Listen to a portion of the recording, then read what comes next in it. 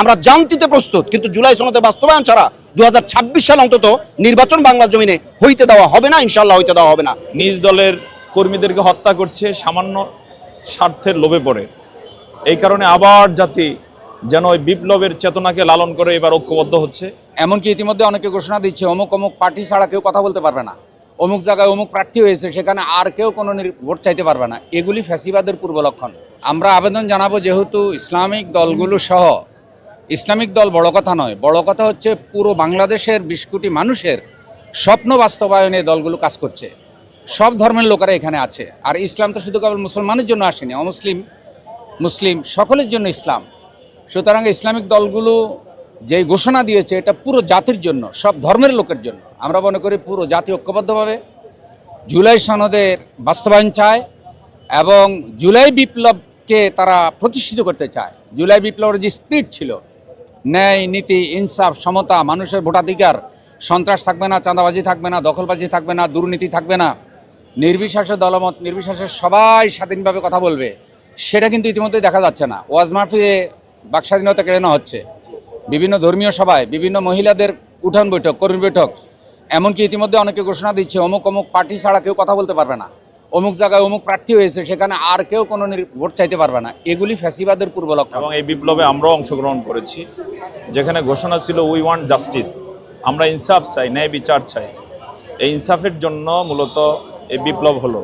কিন্তু আমরা দেখতে পাচ্ছি সেই বিপ্লব পরবর্তীতে একটা শ্রেণী আবার চাঁদাবাজ হয়ে উঠতেছে, নিজ দলের কর্মীদেরকে হত্যা করছে সামান্য স্বার্থের লোভে পড়ে। এই কারণে আবার জাতি যেন ওই বিপ্লবের চেতনাকে লালন করে এবার ঐক্যবদ্ধ হচ্ছে এবং মানুষ দলে দলে এখন ইসলামের দিকে আসতেছে এবং বুঝতে পারতেছে যে বাংলাদেশ জামায়াত ইসলামী সহকারে চরমনাই এবং জামায়াত ইসলামী সহ যারা ইসলাম এবং সমমনা দল আছেন তারা ঐক্যবদ্ধ হচ্ছে। এবং আমরা খুব আনন্দিত যে আটটা দল এবং এর মধ্যে অধিকাংশগুলোই সুপরিচিত দল, তারা ঐক্যবদ্ধভাবে আজকে ডাক দেওয়ার কারণে আপনারা দেখতে পাচ্ছেন যে গোটা ঢাকা শহর আজকে লোকে লোকারণ্য। এটা শুধু ঢাকা নয়, প্রত্যেকটা মহানগরী, প্রত্যেকটা জেলা, প্রত্যেকটা থানা, এমনকি প্রত্যেকটা ইউনিয়নে একই চিত্র।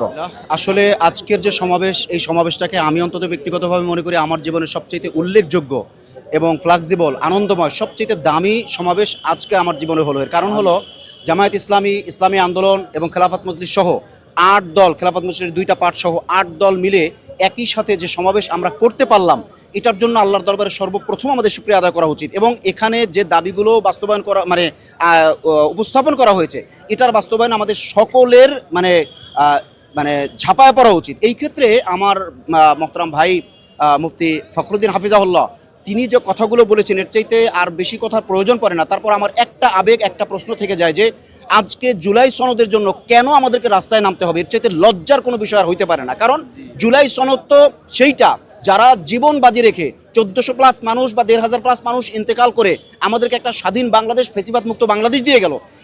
এদের মুক্তির জন্য যদি আজকে জুলাই সনদ চাইতে হয়, এর চাইতে বড় লজ্জার ব্যাপার অন্তত আমি মনে করি আর কিছু হইতেই পারে না। এবং যারা এর বিরুদ্ধে বা বাইরে আছে, অর্থাৎ জুলাই সনদকে গণভোটকে না বলে বা এখন না তখন ঘুরাইতেছে, তাদের মতলব খারাপ এই জন্য যে এই ছেলেগুলোকে, অর্থাৎ জুলাই আন্দোলনের সাথে যারাই যুক্ত, চাইলে পরবর্তীতে এরা এদেরকে, অর্থাৎ এই জুলাই আন্দোলনে যারা যুক্ত ছিলেন, জুলাই যোদ্ধাদেরকে চাইলে লং টাইমে জেলও খাটাইতে পারে, চাইলে তারা ফাঁসিও দিতে পারবে। অতএব জুলাই সনদের বিকল্প কোনো সুযোগ নাই। আমিরে জামাত ডক্টর শফিকুর রহমান হাফিজাহুল্লাহ তিনি যে কথা আজকে বলেছেন, আমরা পরিপূর্ণভাবে দিল থেকে এবং আল্লাহর ঘরের সামনে বসে এটাকে সমর্থন করি। এইটা ছাড়া আমরা জান দিতে প্রস্তুত, কিন্তু জুলাই সনদের বাস্তবায়ন ছাড়া 2026 সাল অন্তত নির্বাচন বাংলার জমিনে হইতে দেওয়া হবে না, ইনশাল্লাহ হইতে দেওয়া হবে না। এটাই হলো আমার ব্যক্তিগত অভিমত।